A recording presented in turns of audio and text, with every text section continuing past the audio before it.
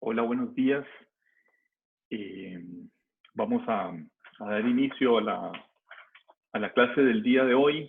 Yo les había prometido que ya hoy les iba a tener una respuesta sobre el tema de los exámenes, pero todavía no la tengo. Entonces espero mandárselas por correo probablemente el día de mañana. Profe, una pregunta. Sí, La clase de lunes, la grabación, es que no la encuentro en mediación. ¿Usted ya la subió? no les he subido todavía.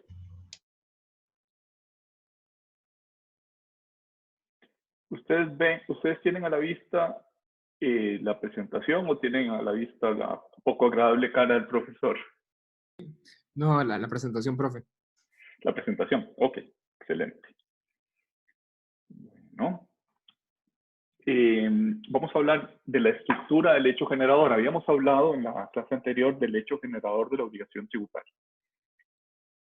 Eh, esta estructura, estas distinciones que vamos a hacer ahora son un poquito complicadas, pero quizás podemos decir, hay dos elementos en el hecho generador, el elemento subjetivo y el elemento objetivo. El elemento subjetivo, que responde a la pregunta ¿quién realiza el hecho generador? Y el elemento objetivo, que responde a la pregunta ¿qué conducta o en qué consiste el hecho generador? Ambos elementos, el elemento subjetivo y el elemento objetivo, pueden descomponerse en cuatro aspectos. En el aspecto material, en el aspecto temporal, en el aspecto espacial y también este último puede tener unas características que luego vamos a decir. La advertencia que quiero decirles es que esos aspectos materiales, temporales, espaciales, pueden predicarse tanto del elemento subjetivo como del elemento objetivo. Con esto quiero decir que cuando hablamos solo de aspecto material, hay que ir a aspecto material de qué. ¿De qué es lo que estamos hablando? Si del sujeto o del objeto.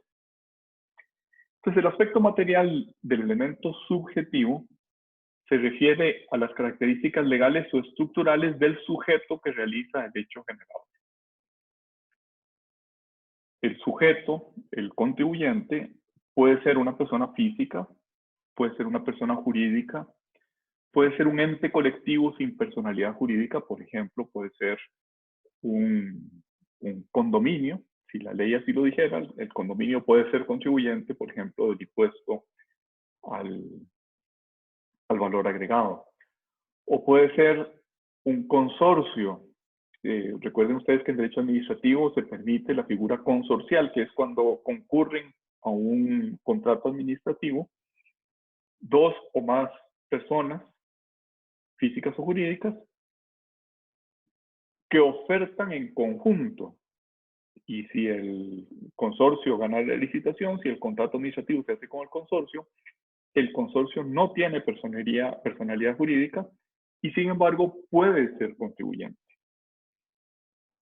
En este sentido, eh, les recuerdo que lean por favor el artículo 17 del Código de Normas y Procedimientos Tributarios, que dice que el contribuyente es la persona respecto de la cual se verifica, respecto de la cual sucede el hecho generador de la obligación tributaria. Ese artículo del inciso A dice que esa condición de contribuyente puede recaer en personas naturales o en personas jurídicas, o bien en entes colectivos sin personalidad jurídica, como pueden ser los fideicomisos u otras entidades o colectividades que constituyan una unidad económica, dispongan de patrimonio y tengan una autonomía funcional. Una sucesión hereditaria, por ejemplo, puede ser contribuyente. En fin, hay diversos supuestos. Ahora, es necesario que ese aspecto material del elemento subjetivo esté en la ley. Si no está en la ley, no se puede atribuir a un ente colectivo o sin personalidad jurídica, no se le puede atribuir la condición de contribuyente. Profe, disculpe, Algo, dijo algo de la parte contributiva en tema de, de sucesiones. ¿Se podría referir a eso? no te entendí la pregunta, perdón. Es que mencionó que había un tema de imposición tributaria en el tema de sucesiones. Sí. Por ejemplo, si el contribuyente es una persona que tiene un bien inmueble y ese contribuyente fallece, ¿quién es el obligado a pagar el impuesto de bienes inmuebles que le correspondía a ese difunto? Le corresponde a la sucesión, mientras no hayan sido declarados sucesores. No sé si eso explica la pregunta. O Sí, sea, perfecto. la ley atribuye a las sucesiones el carácter de contribuyente. Entonces, en ese caso sería el albacea el que tiene que encargarse de pagar todos los impuestos. Eh, sí, pero dijéramos el albacea es un representante. El que paga es la sucesión. El contribuyente es la sucesión. Igual que en el fideicomiso, el contribuyente puede ser el fideicomiso, pero quien paga es el fiduciario, el representante del fideicomiso. Lo mismo que una persona jurídica, el contribuyente es la sociedad, pero ¿quién es el que físicamente paga? El representante de la sociedad. Lo que me interesa que rescatemos es que el sujeto, una de las características del hecho generador es que la ley debe definir cuáles características tiene ese sujeto. Es decir, la ley no simplemente dice, qué sé yo, los que consuman combustibles son contribuyentes del impuesto a los combustibles, sino que en este caso concreto, el impuesto a los combustibles dice el contribuyente es Recope, no el que consume, sino el que vende, aunque tenga el derecho de trasladar económicamente en el precio el impuesto a los consumidores, el único que tiene relación con el fisco es Recope. Y uno podría decir, bueno, vende Recope también, perdón, vende combustibles también la gasolinera, pero la gasolinera no es contribuyente del impuesto, porque la ley dijo únicamente es contribuyente de este tributo el distribuidor mayorista, Recope, el primero en la cadena de fabricación y comercialización. Entonces, cuando hablamos del sujeto, uno de los aspectos es qué características legales o estructurales define la ley respecto de ese sujeto.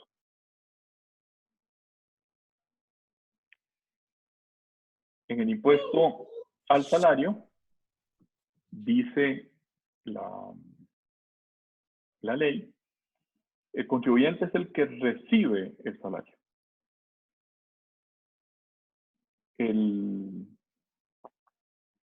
Y les explicaba en una lección anterior, la ley dice, sin embargo, ese contribuyente es sustituido por el patrono.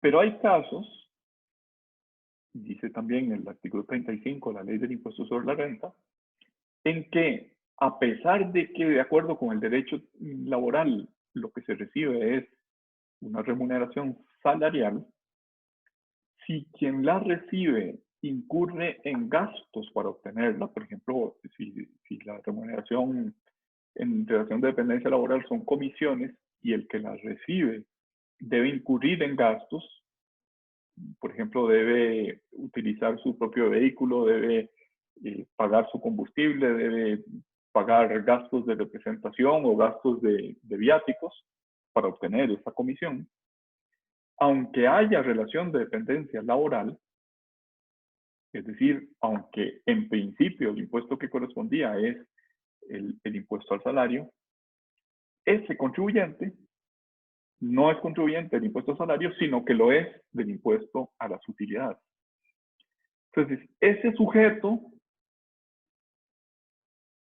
ese contribuyente, persona física, que recibe una remuneración salarial, en el aspecto material del elemento subjetivo del hecho generador, tiene prescrito que si para obtener esa remuneración consistente en comisiones incurre en gastos, entonces no es contribuyente de este impuesto, no realiza este hecho generador, sino que realiza el hecho generador de otro tributo que es el impuesto a las utilidades.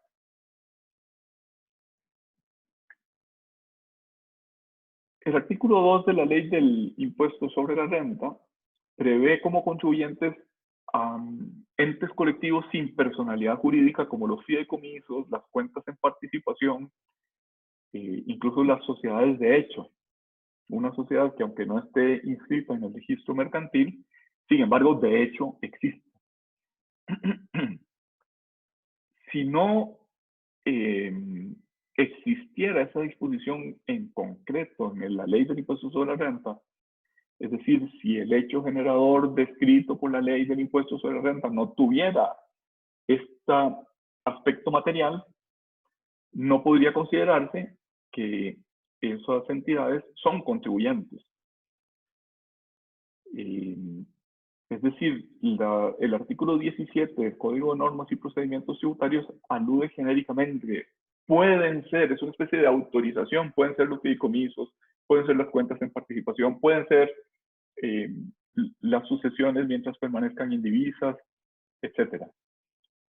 Pero que lo diga el Código de Normas y Procedimientos Tributarios no basta si no lo dice la ley de cada tributo en particular.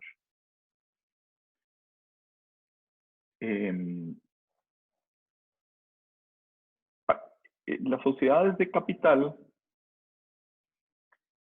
es decir, no las sociedades de responsabilidad limitada, no las sociedades comanditas, sino las sociedades anónimas en la ley del impuesto sobre la renta, cuando distribuyen dividendos a otra sociedad de capital, ambas domiciliadas en Costa Rica, hay una exención. Está prevista esa exención. Antes estaba en el artículo 18 de la ley de impuestos sobre la renta, y ahora no recuerdo el artículo, pero se modificó el artículo y sigue siendo la misma norma.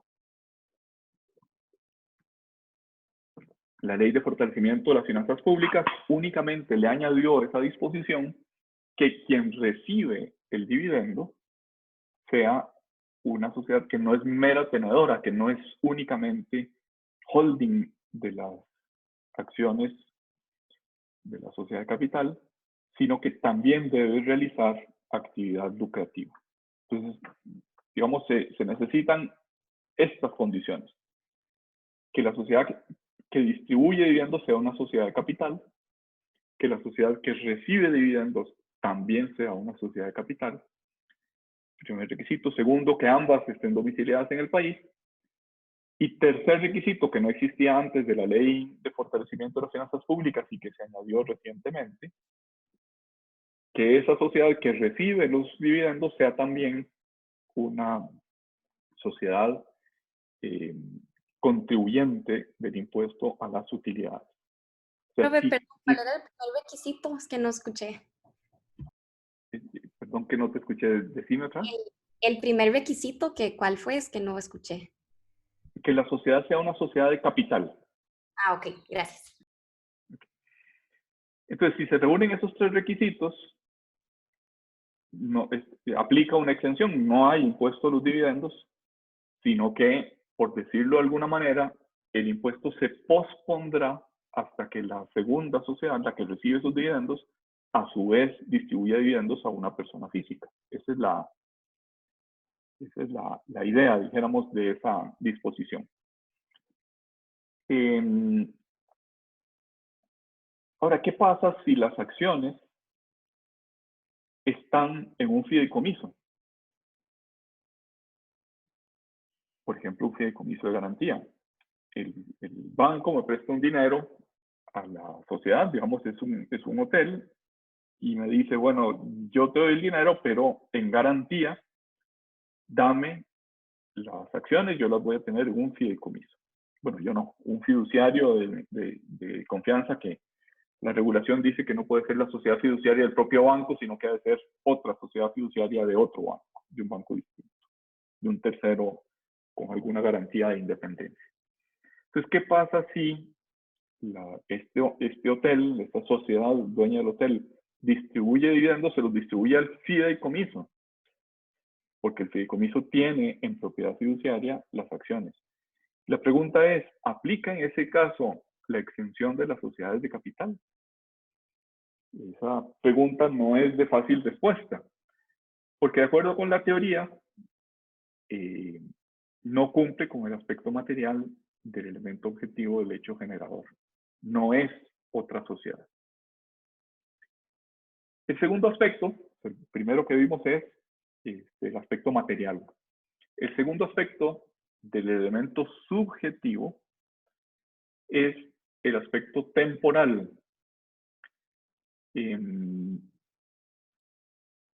Aquí lo que, digamos, este aspecto puede tener mucha relevancia o puede tener poca relevancia. En los impuestos instantáneos generalmente tiene poca relevancia. Sin embargo, algunas disposiciones indican que el sujeto que realiza el hecho generador debe mantenerse temporalmente en cierta situación.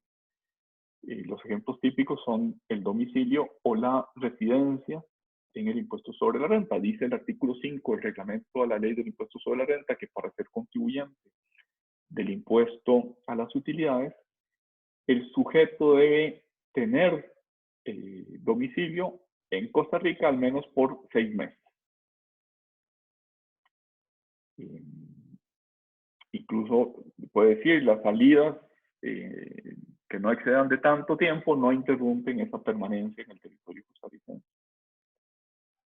Entonces, no se puede ser sujeto sino se cumple con ese aspecto temporal del hecho generador. No es solo recibir utilidades, que es el hecho generador, sino es recibir utilidades por un sujeto que tenga domicilio en Costa Rica por al menos 6 meses. Otro aspecto del hecho generador es el aspecto especial. En el mismo ejemplo, tiene que estar ubicado en cierta delimitación territorial. Tiene que estar ubicado en Costa Rica. Es decir, casi siempre el aspecto temporal y el aspecto espacial van relacionados. El aspecto espacial y el aspecto temporal del elemento subjetivo del hecho generador. El Código Tributario tiene algunas normas relativas al domicilio. Quizás ahí, dijéramos, el cambio que se produjo con esta ley 9069 no fue muy feliz, porque habla de domicilio a efectos tributarios y parece entenderlo como el lugar donde la administración ubica al sujeto pasivo, es decir, a donde le hace notificaciones. Pero pareciera que el domicilio debe tener un perfil más sustancial. No es solo el perfil formal, donde lo ubica la administración tributaria, sino donde realiza el hecho generador. Esta ley 9069 se concentró en el perfil formal. Entonces, más que darnos unas reglas materiales, ¿dónde tiene lugar el hecho generador? Es decir, requisitos de residencia, requisitos de domicilio, requisitos de territorialidad. Parece darnos unas reglas puramente formales. ¿Dónde lo ubica la administración tributaria? El reglamento de procedimiento tributario pues tiene algunas disposiciones sobre el domicilio, pero no debería interpretarse como contradictorias respecto de las reglas materiales. No significa que, por ejemplo, una persona no domiciliada en Costa Rica, sino domiciliada fuera de Costa Rica, no pueda tener un domicilio en Costa Rica a efectos de ser notificada o a efectos de saber dónde lo ubica la administración tributaria para cobrarle un determinado tributo. Es decir, en el impuesto sobre remesas al exterior, en el impuesto de no residentes, lo que caracteriza al contribuyente es que no tiene domicilio en Costa Rica. El aspecto espacial del elemento subjetivo del hecho generador es que tiene domicilio fuera de las fronteras de Costa Rica. Si la administración le atribuye un domicilio a efectos de cobrarle el impuesto al pagador del impuesto, no significa que modifique la estructura del hecho generador. La estructura del hecho generador sigue siendo la misma. Pasamos al elemento objetivo. Hasta la filmina anterior estábamos hablando del elemento subjetivo. Estábamos hablando de el contribuyente. Estábamos hablando del sujeto que realiza el hecho generador. Sí. Disculpe Dígame. que le interrumpa. Sí, un poquito más duro que casi no te escucho. ¿Usted cree que pueda repetir eso último que estaba diciendo sobre si el impuesto se le cobra a una persona extranjera? Sí, dijéramos, el contexto en el que lo decía es el que la no muy afortunada reforma de la ley 9069, que tiene efectos en el reglamento de procedimientos tributarios, dijéramos, más que hablar del aspecto espacial del elemento subjetivo del hecho generador, que es la materia que estamos viendo, en lugar de hablar de eso, lo que habla es del lugar donde la administración puede ubicar a alguien. ¿Cómo hago para contactarme con ese sujeto? Y desde ese punto de vista dice, bueno, pues el domicilio puede ser un correo electrónico, o puede ser el lugar del pagador, o puede ser... Pero son aspectos puramente formales, no estamos hablando de lo mismo. El Código de Normas y Procedimientos Tributarios, al hablar del domicilio, después de esa reforma, no está hablando del aspecto espacial del hecho generador, está hablando de otra cosa, está hablando de cómo contacto, cómo lo notifico, cómo tengo comunicaciones con este sujeto. Y el ejemplo que poníamos es que en el impuesto de remesas al exterior, así se llama en Costa Rica, en el resto del mundo se llama impuesto de no domiciliados.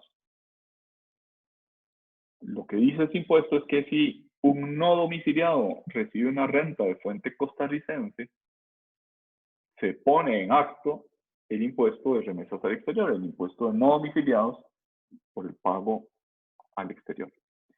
Ejemplo, José María tiene una empresa y contrata a un asesor en mercadeo del exterior. Ese asesor del exterior me presta ese servicio desde fuera hacia Costa Rica. Ese impuesto dice que si alguien me presta servicios de asesoría, si alguien del exterior le presta servicios de asesoría a un domiciliado en Costa Rica, cuando ese domiciliado en Costa Rica le pague a ese no domiciliado, pero que prestó un servicio en Costa Rica, esa renta es de fuente costarricense. Lo que dice la norma es, no importa que el servicio se preste desde afuera, sino que quien aprovecha esa asesoría sea un domiciliado en Costa Rica. Okay, y ese es el impuesto. Entonces, lo que decíamos es que el reglamento puede decir, o incluso con base en las disposiciones del Código Tributario, puede decir, bueno, ese no domiciliado para efectos de que la administración lo contacte si lo necesita, va a ser el lugar desde el cual le paguen. O sea, el domicilio va a ser el de José María, que le va a pagar a ese asesor que está en el exterior. Bien, lo que decíamos es que esa norma que dice cómo hace la administración para comunicarse con el no domiciliado, atribuyéndole un domicilio en Costa Rica que es ya sea mi correo electrónico, ya sea mi lugar de operaciones de José María, no se refiere al hecho generador, no se refiere al aspecto espacial del hecho generador, sino solo al perfil formal, cómo me comunico con él. Esto es otra cosa. O sea, digamos, lo que les quiero decir es que es advertirles de que ese domicilio formal del código y del reglamento no se refiere a lo que estamos hablando de la estructura del hecho generador, se refiere a otra cosa que es cómo me comunico con él.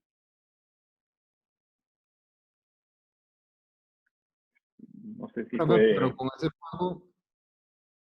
con ese pago no habría doble imposición. Pagaría acá y pagaría en Estados Unidos. Es posible que la haya, sí.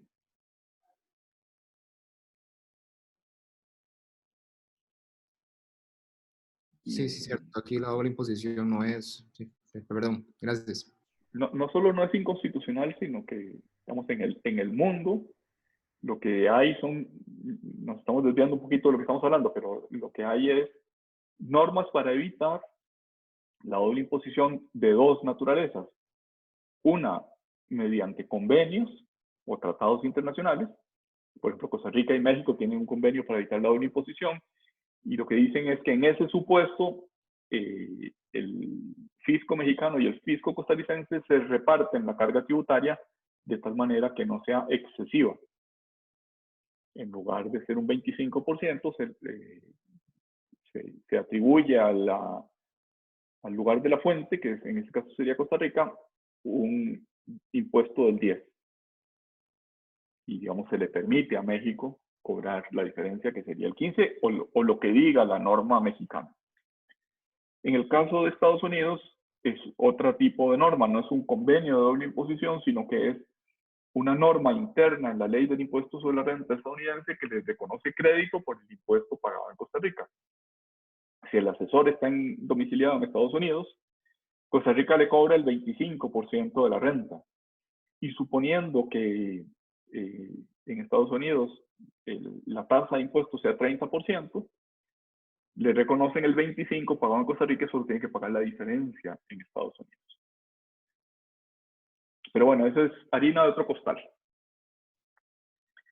Bien, decíamos que hay dos elementos del hecho generador, el elemento subjetivo, quién realiza el hecho generador, y el elemento objetivo, qué es el hecho generador, en qué consiste. Y también este elemento objetivo tiene los mismos cuatro aspectos. Bueno, el cuantitativo se predica poco del elemento subjetivo, casi solo del elemento objetivo. El aspecto espacial o cualitativo del elemento objetivo del hecho generador es el hecho, el acto, el negocio, el estado o la situación en que consiste el hecho generador. Por ejemplo, en el caso que estábamos comentando, impuesto de remesas al exterior, es el negocio jurídico de asesoría. Usted me asesora y yo le pago una remuneración por ese servicio. En el caso de impuesto al salario, una situación de relación de dependencia laboral. El segundo aspecto es el aspecto espacial. ¿Dónde tiene lugar el hecho generador? Por ejemplo, la ley del impuesto sobre la renta dice que son gravables las rentas producidas por bienes situados, capitales invertidos o servicios prestados en el territorio costarricense. Ojo que interesante. Bienes situados en el territorio costarricense, servicios prestados en el territorio costarricense o capitales invertidos en el territorio costarricense. ¿Qué nos dice esto del hecho generador? Nos dice que la producción de las rentas, el impuesto de la renta grava rentas, el hecho generador es la renta, solo está grabado aquellas rentas que se produzcan dentro de un ámbito territorial, dentro del ámbito del territorio costarricense.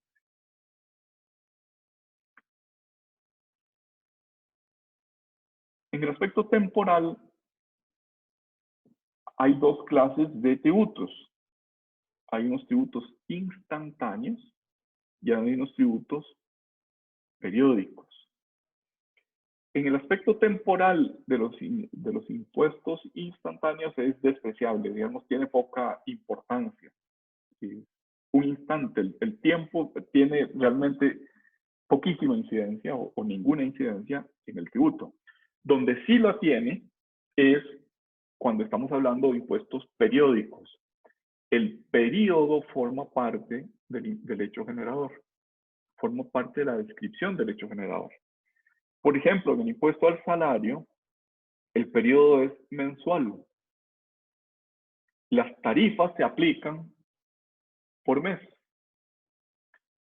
Si yo me peleé con el patrono y lo llevé a juicio y al final del juicio gané ese juicio y el patrono me paga, dijéramos, los salarios de 6 meses, se causan 6 impuestos, uno por cada mes. No se causa un solo impuesto por los 6 meses que me pagaron de golpe. El periodo forma parte del hecho generador.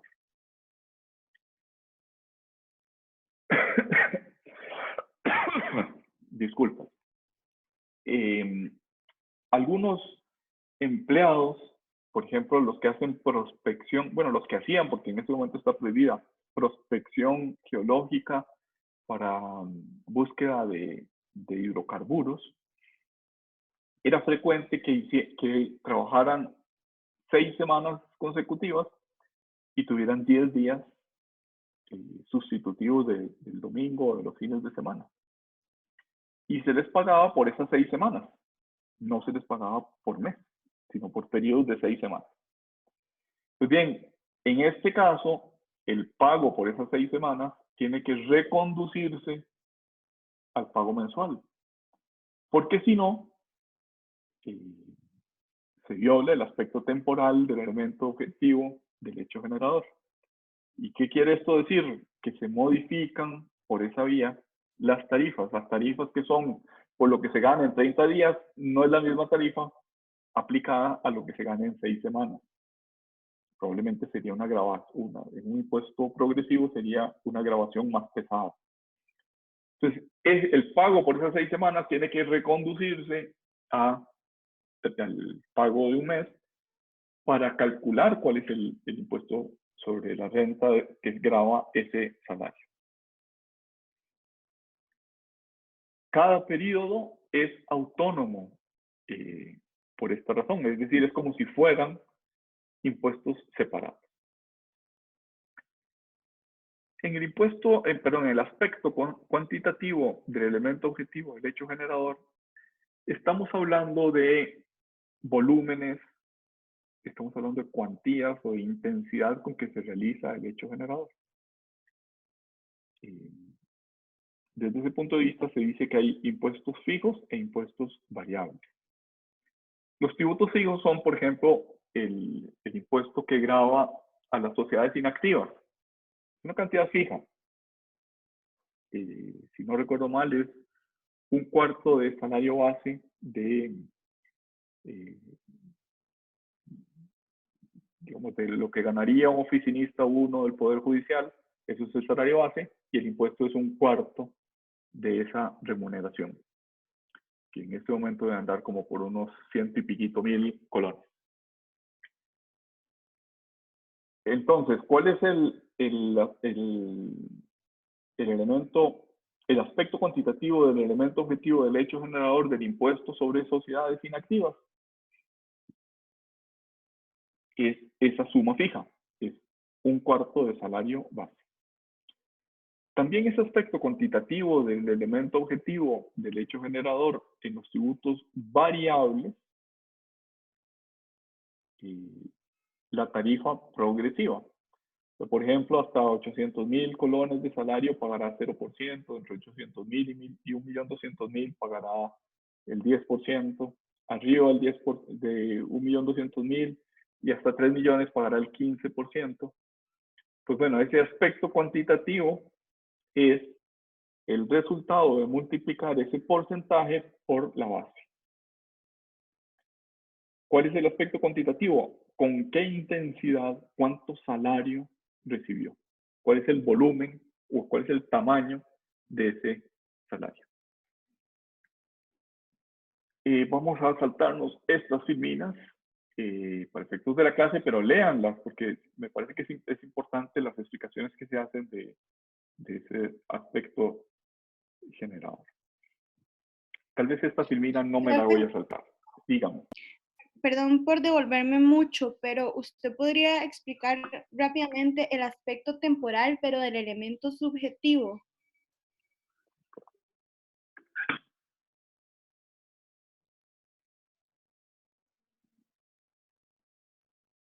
Okay. El sujeto tiene que mantenerse temporalmente en una cierta situación para que realice el hecho generador. Por ejemplo, en el impuesto del IVA, si yo hago una importación, me cobran el IVA en cada importación, es instantáneo. Ahí el aspecto temporal es irrelevante prácticamente porque hay para cada actividad.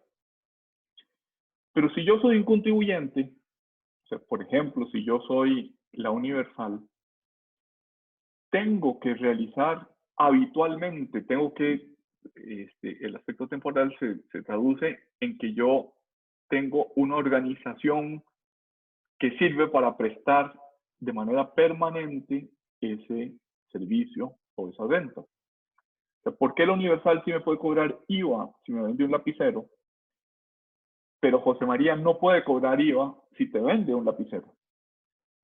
Porque el hecho generador incluye esa permanencia, esa temporalidad,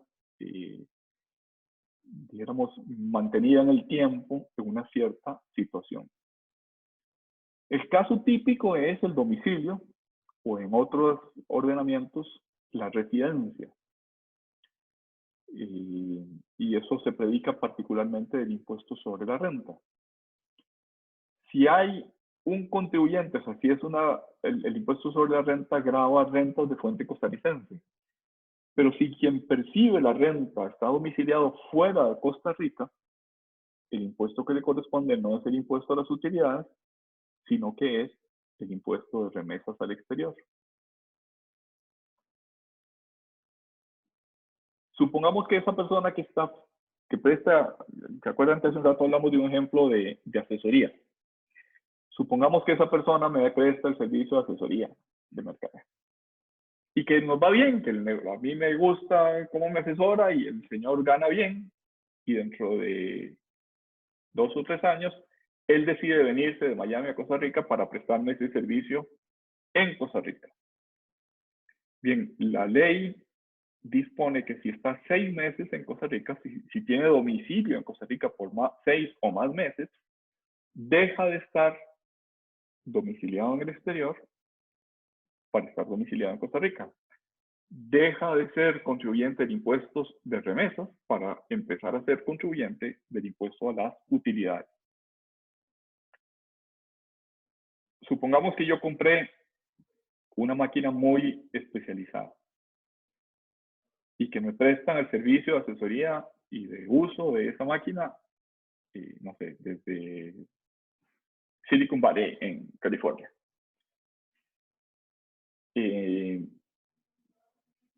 ¿Cuál es el impuesto que corresponde? Impuesto de remesas al exterior o impuesto para no domiciliados.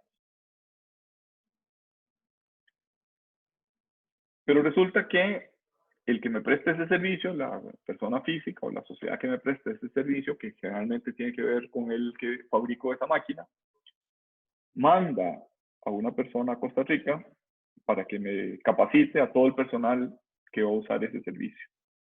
Y ese capacitador está 3 semanas en Costa Rica. Bien, la ley costarricense dice que para que sea contribuyente del impuesto a las utilidades, tiene que permanecer al menos por 6 meses en Costa Rica. O sea, el hecho generador no es solo que esa prestación de ese servicio de asesoría se hizo materialmente en Costa Rica. Se hizo materialmente en Costa Rica, pero por un no domiciliado, porque el aspecto temporal del elemento subjetivo dice no solo que se presta el servicio desde fuera, sino que para que se preste desde dentro, al menos ha de estar 6 meses en Costa Rica. Espero haberte contestado. Sí, muchas gracias, profe. Bueno, con gusto.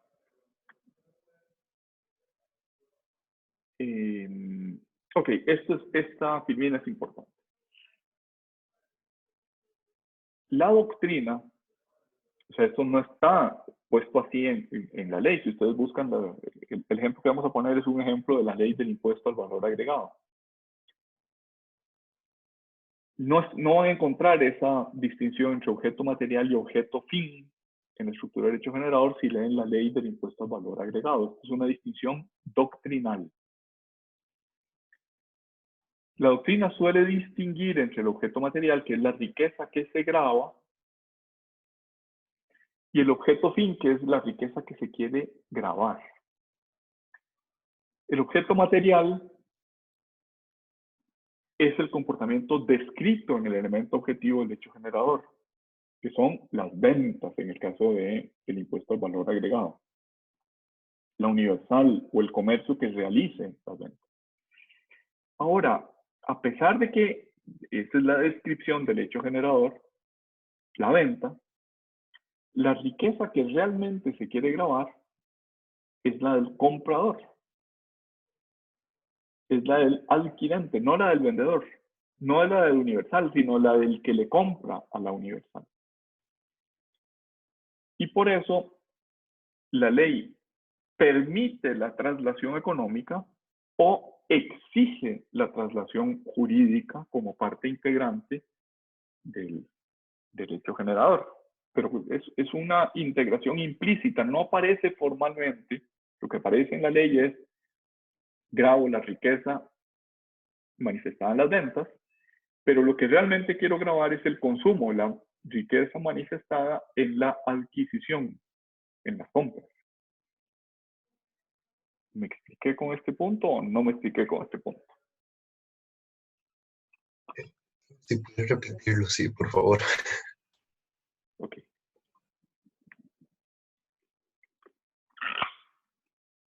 Es una distinción doctrinal, no está en la ley.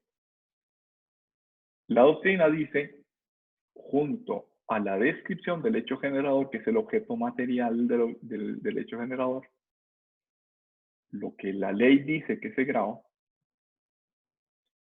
también puede verse una finalidad, una grabación que es la que se pretende, que es la riqueza que se pretende grabar.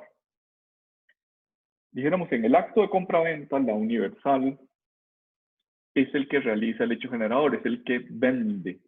Entonces, ¿quién es el contribuyente a los efectos de la ley del impuesto al valor agregado? El comercio, el comerciante, no el comprador. Ahora, es claro que en ese caso, como la ley le permite a ese contribuyente cobrarme el impuesto, es claro que la riqueza que se quiere grabar no es la riqueza del universal. La riqueza que se quiere grabar es la del trasladado, la del incidido, es decir, la del comprador. El objeto fin se refiere a la riqueza del comprador, no se refiere a la riqueza del contribuyente, no se refiere a la riqueza de la universal. Entonces, aunque la ley diga que lo que se graba es la venta, ese es el objeto material, está implícito en los tributos que tienen traslación, está implícito que la riqueza que se quiere grabar es la del trasladado, la del incidido, la del que compra.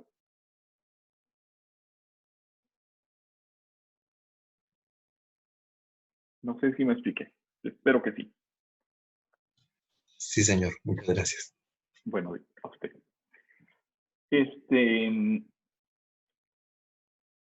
También distingue la doctrina entre hechos generadores simples y hechos generadores complejos.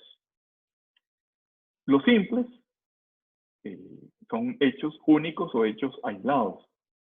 Por ejemplo, si vendo mi carro, hay un impuesto de traspaso de bienes muebles. Si recibo la herencia, en Costa Rica no existe un impuesto a las herencias, pero si recibo la herencia, el impuesto de traspaso de los bienes sujetos a registro que son parte de esa herencia.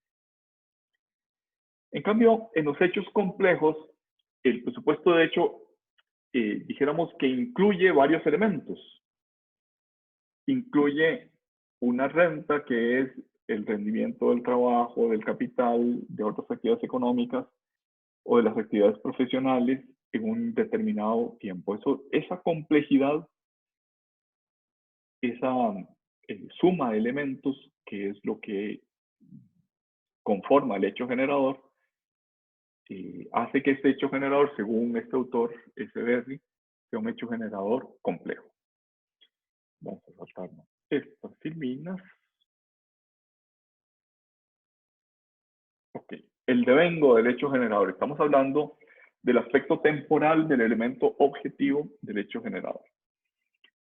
El devengo es cuando surge, cuando se realiza el hecho generador, cuando nace la obligación tributaria. No es lo mismo devengo que exigibilidad. Por ejemplo, en el impuesto al valor agregado, el devengo de la obligación tributaria es instantáneo. Con cada operación de compraventa surge o nace la obligación de pagar el impuesto al valor agregado. La exigibilidad es en los primeros 15 días del mes siguiente. El contribuyente puede trasladar el tributo al comprador, el comprador le paga en el acto de la compraventa, el contribuyente se deja ese dinero hasta que declare la suma de sus obligaciones tributarias en los primeros 15 días del mes siguiente. Esto es especialmente importante en los impuestos periódicos. O sea, recuerdan que en el aspecto temporal del elemento objetivo del hecho generador, el periodo forma parte de la descripción del hecho generador.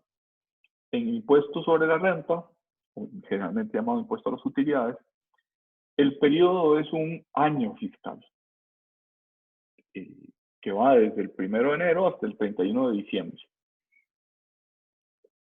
Pues bien, en los impuestos periódicos, en los impuestos que tienen periodo fiscal, puede entenderse realizado el hecho generador en el último instante de ese hecho generador, como es en el impuesto a las utilidades, a las 12 de la noche del 31 de diciembre, ahí se realiza el hecho generador. Ha de transcurrir todo el hecho generador. Pero también podría el legislador haber dicho, se devenga el impuesto el primer día del periodo fiscal. Por ejemplo, así sucede en el impuesto de bienes inmuebles. El impuesto de bienes inmuebles es un impuesto que tiene periodo fiscal anual, va del 1 de enero al 31 de diciembre, igual que el impuesto sobre la renta, pero se devenga, es decir, nace la obligación tributaria el primer día, el 1 de enero de ese periodo fiscal. Ese es el devengo. La exigibilidad de ese tributo es trimestral, perdón, cuatrimestral. Es decir, tengo que pagar la cuarta parte es trimestral. Tengo que pagar la cuarta parte en cada uno de los 4 trimestres que conforman el año y tengo hasta el último día de ese trimestre para pagarlo sin recargos. En el impuesto a las utilidades, el tributo no se devenga el primer día, sino se devenga el último día del periodo fiscal, es decir, a las 12 de la noche del 31 de diciembre. Y la exigibilidad es 2 meses, 15 días después. El impuesto se paga a más tardar el 15 de marzo siguiente a la realización del hecho generador.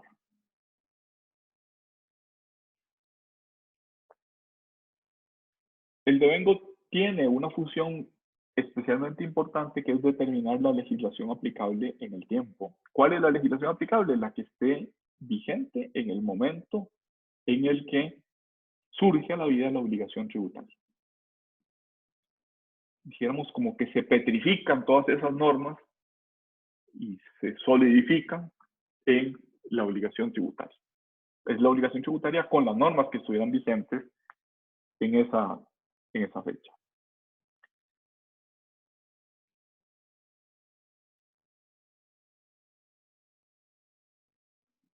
Bien, vamos a pasar a los efectos jurídicos. El artículo 31 del Código de Normas y Procedimientos Tributarios dice que la realización del hecho generador origina el nacimiento de la obligación tributaria. Es decir, si hay algún elemento o algún aspecto que no esté presente, no se realiza el hecho generador.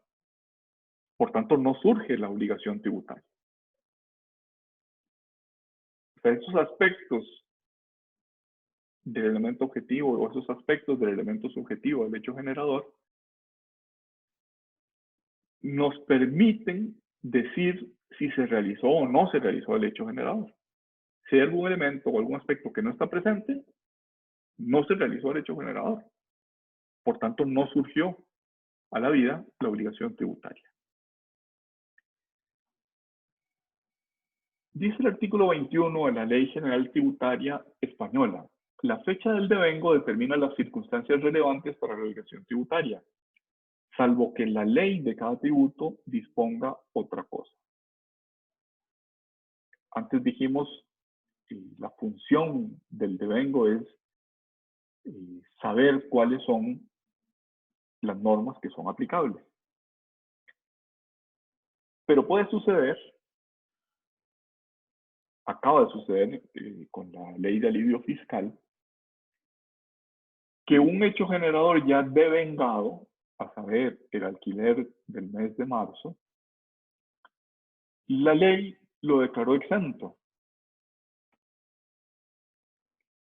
Es decir, la ley de alivio fiscal se superpuso, por decirlo de alguna manera, a la ley del impuesto al valor agregado. La ley del impuesto al valor agregado decía: se devenga el impuesto en la fecha que se pague el alquiler o en la fecha en que sea exigible el alquiler. Supongamos que mi contrato de alquiler dice que el alquiler era exigible en los primeros 5 días de cada mes y que en el mes de marzo, el 5 de marzo, era exigible el impuesto al valor agregado. Era exigible el alquiler y por tanto exigible el impuesto al valor agregado. Pues bien, la ley de impuesto al valor agregado, perdón, la ley de impuesto de alivio fiscal del 19 de marzo, dijo: está exento el impuesto que haya que declarar en el mes de abril, es decir, el impuesto de arrendamiento sobre el arrendamiento del mes de marzo está exento del impuesto al valor agregado. Entonces hay una nueva ley que dispone otra cosa respecto de la fecha del devengo. Si no hubiera habido ley de alivio fiscal, la norma aplicable es la ley general de la ley del IVA, que dice que se causa el impuesto en el momento en el que era exigible o en el momento en el que se pagara, cualquiera de las dos que suceda primero, el arrendamiento.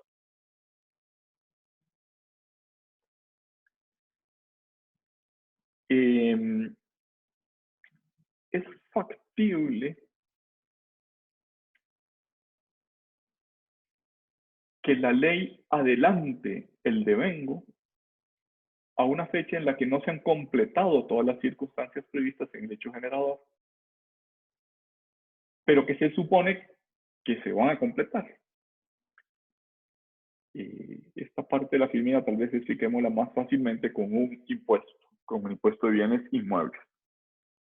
Supongamos que yo soy dueño del inmueble donde está mi casa. Y soy dueño de él el 1 de enero. Y vendí mi casa el 5 de enero. Es decir, el impuesto que grava la propiedad por un periodo de tiempo, la propiedad entre el 1 de enero y el 31 de diciembre, se causó completa el 1 de enero. Toda la obligación de ese año se causó el 1 de enero. Pero yo vendí el terreno y, bueno, y la casa la vendí el 5 de enero. Por tanto, yo soy obligado tributario, el que constaba como propietario en el catastro municipal, es el obligado tributario de todo el tributo. El que compra puede, y así lo dice la ley, ser solidariamente responsable del impuesto que ya se causó. Y probablemente lo que va a suceder es que el comprador sea el que pague el tributo al último día de cada trimestre, es decir, el último día de marzo, el último día de junio, el último día de septiembre y el último día de diciembre. Pero jurídicamente, el contribuyente soy yo, el que aparecía como propietario en el catastro municipal el primer día del periodo fiscal.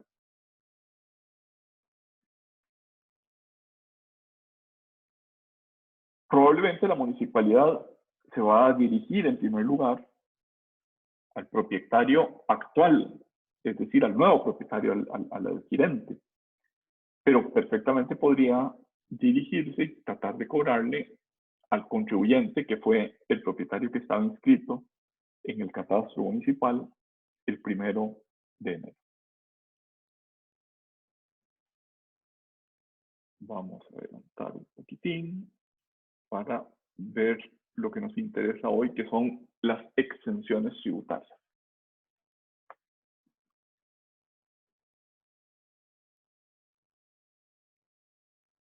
Dicen algunos doctrinarios del derecho tributario que la exención es como el reverso, es como la otra cara de la moneda del hecho generador. Es decir, junto a el surgimiento de obligaciones tributarias, siempre están las exenciones tributarias. Y doctrinariamente se distinguen tres teorías.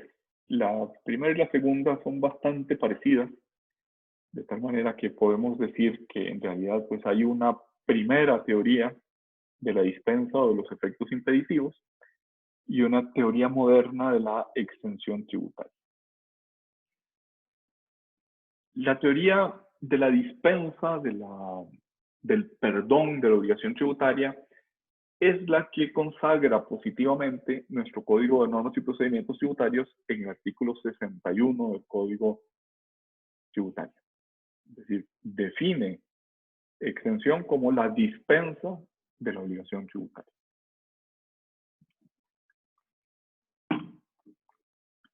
Bueno, aquí lo dice el artículo 61. Exención es la dispensa legal de la obligación tributaria. Se pone el énfasis en que es legal, es decir, que no se puede perdonar una obligación tributaria, no se puede dispensar por voluntad administrativa, sino que esa voluntad solo puede ser la del legislador. Esa jurisprudencia de la Sala de Casación, de la Sala Primera de la Corte Suprema de Justicia del 79, ya algo viejita, dice que por virtud de la exención, un hecho o acto que está afectado por un tributo en forma abstracta es dispensado de su pago por disposición especial. ¿Qué es esa disposición especial? Es la dispensa legal de la obligación tributaria. En esta sentencia un poquito más reciente de la Sala Primera, dice que la exención la constituye el efecto de algunos supuestos de hecho contenidos en el ámbito del hecho imponible, cuyo acaecer no da lugar al nacimiento de la obligación tributaria de pago, constituyéndose en una excepción a los efectos normales de la realización de aquel. Se explica por la concurrencia de dos normas en sentido contrario. Por un lado, la norma que define el hecho imponible, que aparece del surgimiento del deber impositivo. En el otro lado, la norma de dispensa que enerva los efectos de la anterior. Recuerden que estamos en la teoría de la dispensa legal, es decir, hay una norma que crea la obligación tributaria y hay otra norma que la perdona. La esencia de esta concepción es que la exención no afecta el nacimiento de la obligación sí surge, pero antes de que sea exigible, es perdonada, es dispensada. Es decir, hay separación neta entre el hecho generador y el presupuesto de hecho de la exención. Tal vez un ejemplo de cómo funciona esto es el viejo impuesto, la vieja exención ya no está vigente, la vieja exención que había en la ley de incentivos fiscales a la actividad turística, la ley de incentivos turísticos. Decía esa norma que quienes inviertan en hoteles con contrato de incentivos, por ejemplo, el Hotel Los Patitos tenía un contrato de incentivos con el Estado, y un tercero, dijéramos, la Universal, ya que hablamos de ella, digamos otra vez, la Universal, en lugar de pagar su impuesto sobre la renta, podía invertir hasta un determinado monto en el Hotel Los Patitos, y esa inversión lo dispensaba, lo perdonaba del impuesto sobre la renta que le correspondía. La consecuencia básica de esta teoría es que la exención es independiente del hecho generador. Puede nacer antes o puede nacer después de su realización.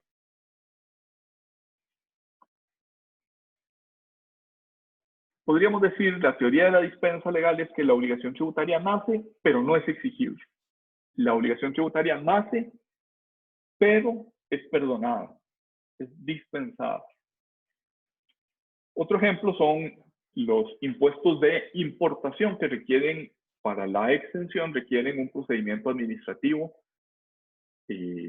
Voy a la Dirección General de Hacienda y le pido una exención prevista en la ley. La Dirección General de Hacienda comprueba que cumplo los requisitos y me otorga una nota de exención. Esa nota de exención se obtiene normalmente antes de la importación definitiva de los bienes. Un ejemplo que se me viene a la cabeza. Si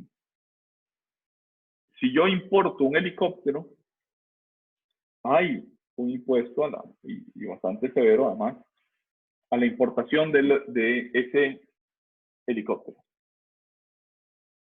Pero si el helicóptero se va a destinar a actividades agrícolas, por ejemplo a fumigar, por ejemplo a abonar, existe una dispensa, existe una exención. Yo hago el trámite ante la Dirección General de Hacienda y le digo, bueno, mire, este helicóptero lo voy a utilizar en labores agrícolas, deme la nota de exención, la Dirección General de Hacienda me da esa nota de exención, y antes de que lo importe, es decir, el helicóptero viene de camino o el helicóptero está en la aduana pero no ha pasado la aduana, obtengo la nota y el acto administrativo que declara la exención se produce con anterioridad a que nazca la obligación. La obligación tributaria nacerá cuando acepte la póliza de importación. Eso dice las leyes que rigen este impuesto, que los derechos arancelarios de importación y el IVA en las importaciones nacen cuando yo acepto la póliza de importación. Es decir, no nace el impuesto cuando yo compré el helicóptero, cuando me emitieron la factura, ni cuando lo embarcaron. Supongamos que el helicóptero está construido en Estados Unidos, ni cuando lo embarcaron, ni cuando llega a Puerto Limón, ni cuando sale del barco y pasa al almacén fiscal, sino nace la obligación tributaria cuando yo acepto la póliza de importación. Pues bien, exención puede nacer antes, puede nacer si yo obtengo la nota de exención antes de la importación. O pueden hacer después de que yo acepté la póliza, digamos al día siguiente me dieron la nota y nació después. Son independientes, o sea, lo que quiero subrayar es que en la teoría de la dispensa legal de la obligación tributaria, el nacimiento de la exención es independiente, generalmente es antes, pero puede ser después, del nacimiento de la obligación tributaria. Otra consecuencia importante es que la obligación se convierte en una especie de obligación natural. ¿Recuerdan ustedes las obligaciones naturales en el Código Civil, que son aquellas que no son exigibles, pero que sí se satisfacen esas obligaciones y ya no se puede pedir la devolución? Son obligaciones desvestidas de su ejecutibilidad, son obligaciones desvestidas de su exigibilidad jurídica. Por ejemplo, el testamento inválido, se anula el testamento, no hay una obligación de cumplir ese testamento, pero si el albacea cumple con las disposiciones del causante, si satisface esas obligaciones, después no puede pedir la devolución, no puede decir, ah, me equivoqué, o esto no procedía, devuélvame el dinero, o devuélvame lo que le di. Es una obligación natural que dijéramos está desvestida de la exigibilidad. Algo parecido sucede en esta teoría de la obligación tributaria. El que tiene a su favor una exención, pero a pesar de tenerla, cumple con la obligación tributaria, ya no puede pedir la devolución. Es una especie de obligación natural. No podía obtener el reintegro. La moderna teoría de la obligación tributaria ha lanzado muchas críticas contra esta teoría de la dispensa legal que trata de explicar la exención tributaria. Y esa doctrina, bueno, la veremos un poquito más a continuación, pero parte de decir que el deber constitucional de contribuir al sostenimiento de las cargas públicas no se explica bien si hay algunos que están dispensados o algunos perdonados. ¿Cómo puede la ley dispensar del deber de contribuir a las cargas públicas siendo que ese deber es un deber constitucional? La norma de exención sería directamente violatoria del artículo 18 de la Constitución Política.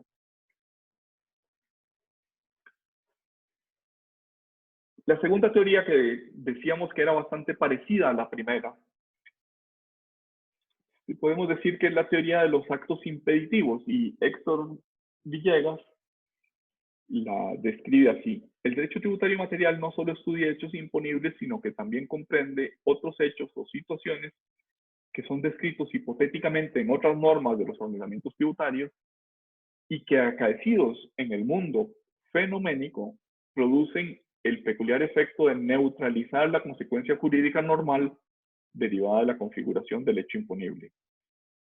Es decir, neutraliza el mandato de pagar el tributo cuyos elementos de mensuración pecuniaria son también normativamente fijados. Villegas tiene una metáfora interesante. Dice que es como una especie de tijeras que cortan el nexo entre el presupuesto de hecho y la obligación tributaria, entre el hecho generador y la obligación tributaria. Es decir, dice Villegas, surge a la vida jurídica, derecho generador normalmente surge, pero hay unas tijeras que impiden el nacimiento de esa obligación tributaria. Es decir, es una... Cuando era chiquito me gustaba decir, el que se va a Virilla pierde su silla y el que viene del cielo lo bota al suelo. O sea, como cuando que caía de encima la nueva norma, impide que lo que generalmente surgiría, surja. Dijéramos que la obligación tributaria nace muerta, según esta teoría de los hechos, de los actos impeditivos. Recuerdan que en la teoría de la dispensa legal, la exención afecta el devengo, no afecta el nacimiento. En esta teoría de los actos impeditivos, sí se afecta el nacimiento. No solo se impide o se neutraliza o se mata una obligación ya nacida, sino que puede retrotraerse al momento mismo de la obligación tributaria, del nacimiento de la obligación tributaria. Ciertamente esta teoría de los actos impeditivos es una superación, es una evolución mejorando la teoría anterior, porque resulta que las propias leyes a veces contienen la exención en la misma descripción del hecho generador. Por ejemplo, hay una exención parcial, es decir, una disminución en el impuesto sobre la renta de aquel que tenga personas contratadas en relación de dependencia laboral que tengan una discapacidad. Si tienen una discapacidad y yo las contrato, en lugar de deducir el salario, deduzco doblemente el salario, deduzco 2 veces el salario. ¿Qué quiere esto decir? Que mi impuesto, en lugar de ser 100, va a ser 80 o va a ser 90, la cifra que corresponda, pero hay una exención parcial. Hay un incentivo. Si usted contrata a personas con discapacidad, puede deducir más de lo que les pague en concepto de remuneración. En ese supuesto, lo que sucede es que en el mismo momento en que nace la obligación tributaria, se impide que esa obligación tributaria nazca completamente. Es decir, se modifica el nacimiento de la obligación tributaria. La moderna teoría de la obligación, de las exenciones, alude a que la exención no es una norma contraria a la gravación, sino que es una modalidad del hecho generador.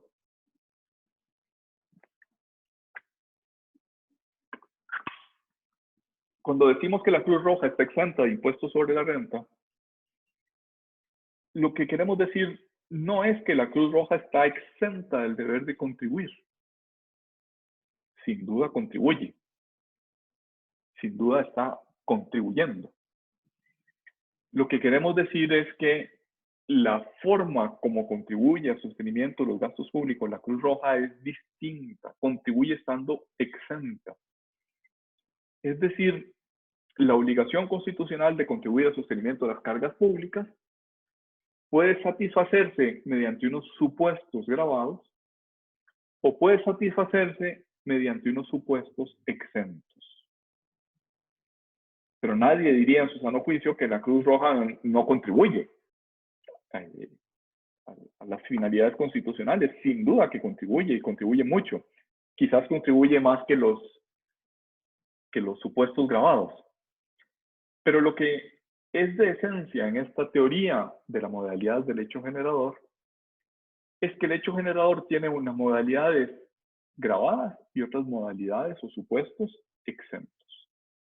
Pero que ambos satisfacen el deber de contribuir.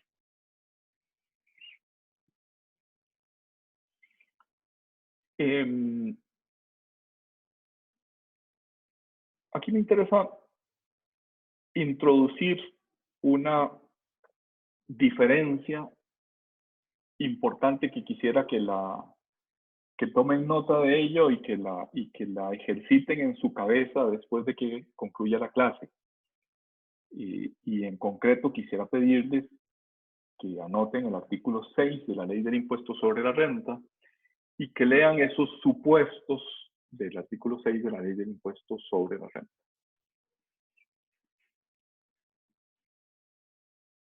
La no sujeción es aquello que está más allá de la descripción del hecho generador. En la Ley del Impuesto sobre la Renta se dice están grabadas las rentas provenientes de bienes situados, capitales invertidos o servicios prestados en el territorio costarricense. Rentas que produzcan bienes, capitales o servicios. ¿Qué pasa si yo me gané la lotería?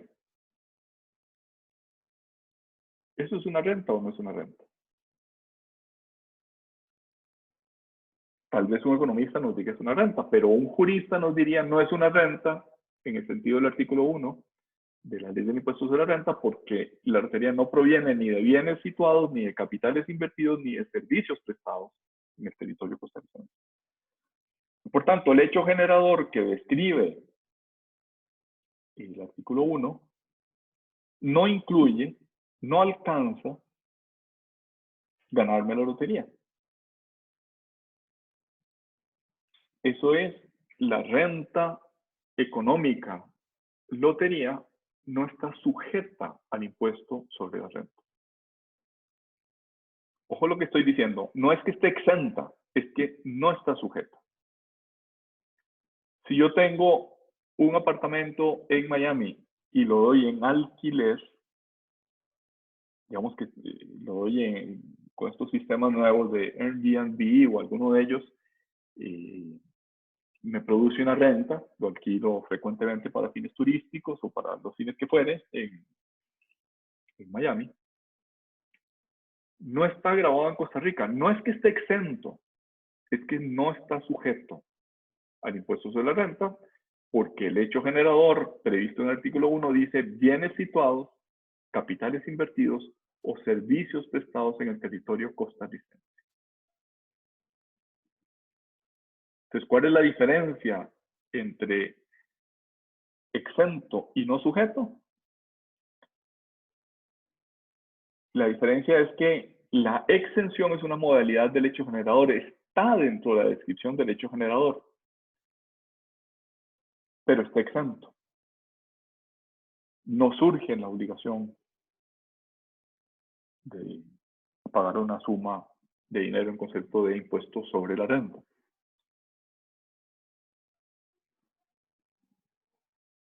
Podría decirse,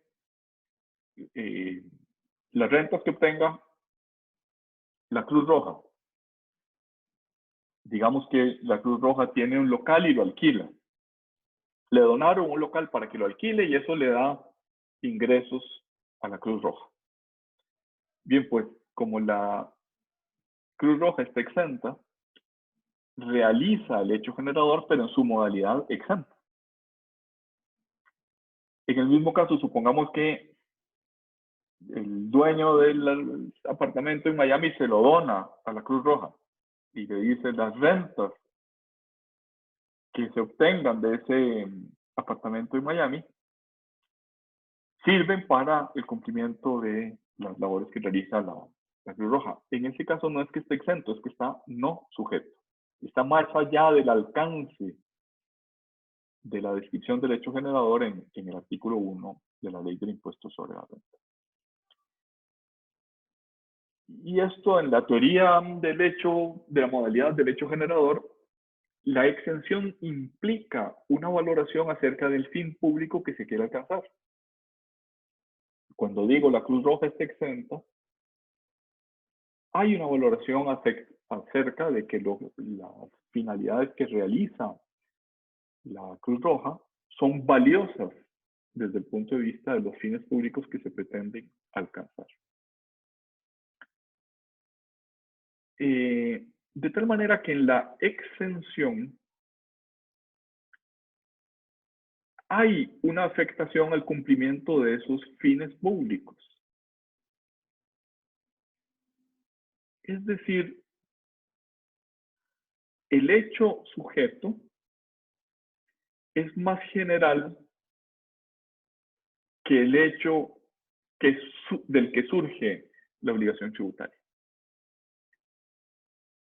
El hecho sujeto, perdón, del que surge la obligación tributaria material en su modalidad típica, que es el pago de una suma de dinero.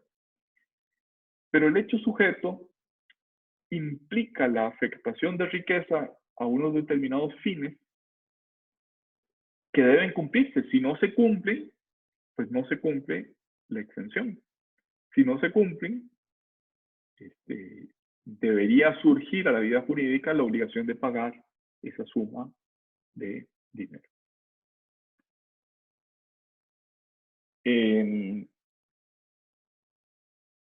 Esa afectación a una finalidad pública, o sea, se afecta cierta riqueza a una finalidad pública, puede hacerse de dos maneras: a través de la obligación de pago a la administración de una suma de dinero, o a través de la posibilidad de no pago condicionada a la obligación de destinar recursos económicos a ciertos fines o a la obtención de esos recursos en determinadas condiciones, como podrían ser aquellas que son de carácter meritorio.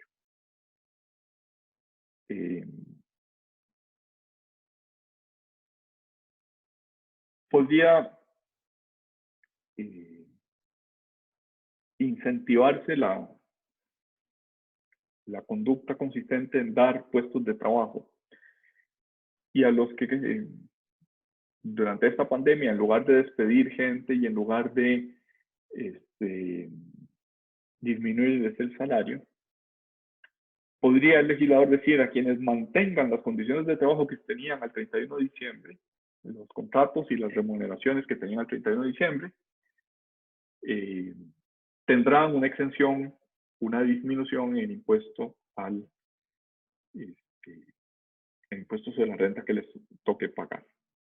Es decir, se considera meritorio, el legislador, no digo que lo haya hecho, sino que podría hacerlo, se considera meritorio premiar esa conducta de mantener las relaciones de trabajo y otorgarle ese beneficio al que cumple con esa finalidad pública. Es decir, las finalidades públicas pueden alcanzarse por medios directos o por medios indirectos. Puede el legislador considerar, bueno, le vamos a dar un bono proteger a todo el mundo y para eso hay que recaudar impuestos. Pero también puede llegar a la misma finalidad pública o incluso llegar mejor a una determinada finalidad pública diciendo, le voy a disminuir la carga tributaria a aquellos que mantengan sus puestos de trabajo, que mantengan los salarios, que no tengan disminución. Me está avisando el micrófono que se me está acabando la batería. Vamos a ir un poquito más para terminar esta teoría de la modalidad del hecho generador. El supuesto exento, de acuerdo con la teoría de la modalidad del hecho generador, no solo tiene un efecto negativo, ya sea matando una obligación surgida o impidiendo que nazca una obligación tributaria, sino que tiene un contenido positivo, es decir, tiene una manifestación del deber de contribuir. Cuando el legislador sujeta un supuesto de hecho al deber de contribuir, la realización de ese supuesto trae como consecuencia el nacimiento de una obligación contributiva. Siempre nace esa obligación contributiva. Lo que pasa es que esa obligación contributiva puede satisfacerse pagando una suma de dinero o bien sin pagar una suma de dinero, estando exento, pero siempre sometiendo esa riqueza a una finalidad pública. Esto es lo que dicen estas dos filminas que vienen a continuación. en el supuesto exento pueden darse dos tipos de obligaciones contributivas. La obligación de contribuir a satisfacción de fines públicos externos o ajenos al contribuyente. Por ejemplo, en esa ley de incentivos al turismo, podría decirse la finalidad de la exención, cuando estuvo en vigor esa ley, era aumentar el número de camas turísticas, el número de establecimientos turísticos, crear esa estructura. Esa era la finalidad pública prevista por la ley de exención. O bien, puede satisfacerse destinando cierta riqueza a fines propios del contribuyente, pero que se consideran objetivamente relevantes. Por ejemplo, podría decir la ley del impuesto sobre la renta.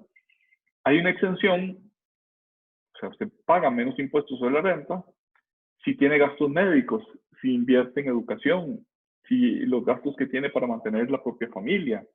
Por cada hijo usted tiene derecho a tener una disminución en impuesto a pagar.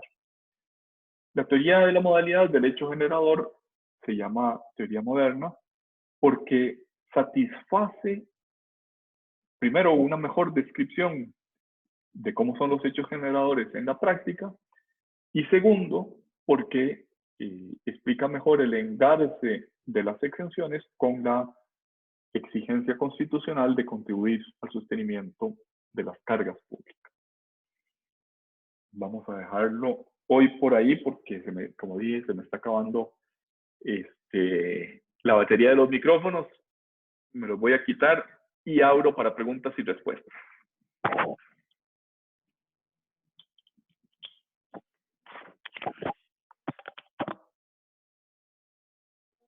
Profesor, ¿le puedo realizar una consulta?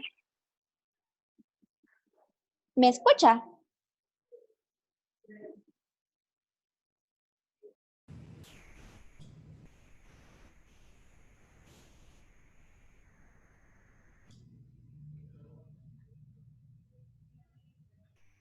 ¿Preguntas, comentarios, observaciones?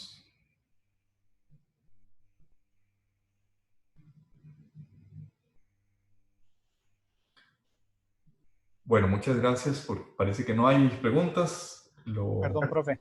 Sí, dígame. Sí, gracias. Sí me queda una duda con el tema de la obligación natural. Sí. Y el tema de la independencia de la exención con respecto al hecho generador. O sea, si son independientes y la exención puede surgir después del hecho generador, no me queda claro con el tema propiamente de la obligación natural. O sea, si ya se hizo el pago, ¿cómo después pedir uno que le devuelvan o que le apliquen la exención? No sé si me voy a entender. Sí, si ya hice el pago no puedo pedir la devolución. Es decir, tenía derecho a no hacer el pago, pero si lo hice, ya no tengo derecho al reintegro. En cambio, con la teoría de la modalidad del hecho generador, como la forma de cumplir con la finalidad pública es estando exento, no se puede renunciar a esa exención. Está prohibido renunciar. Mi forma de cumplir el sostenimiento de las cargas públicas es estando exento. La Cruz Roja no puede, digamos, decidir que va a pagar el impuesto. ¿Por qué? Porque contradiría la finalidad del legislador. Son irrenunciables desde ese punto de vista las exenciones. ¿Y cuál teoría siguen nuestros tribunales o qué? Bueno, nuestro Código de Normas y Procedimientos Tributarios sigue la primera teoría, la teoría de la dispensa de la obligación tributaria. Vean si esto es actual, que digamos, el presidente de la República no puede renunciar a una exención que tuviera su salario. No puede. Quizás puede recibirlo y después de entregárselo como donación al erario público, pero no puede renunciar a la exención. A no ser que haya una ley que corte ese nexo.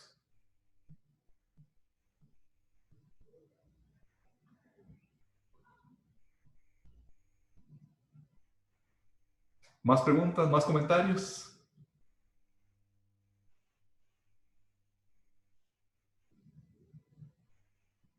Entonces quedaríamos a la espera de su correo mañana para el tema de las instrucciones. Sí.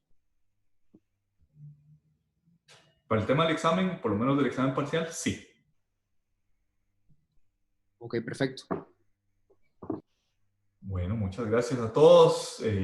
Buen provecho los que van a almorzar a continuación. Igualmente, Gracias, feliz tarde. Igualmente, feliz tarde, profe. Hasta luego, gracias.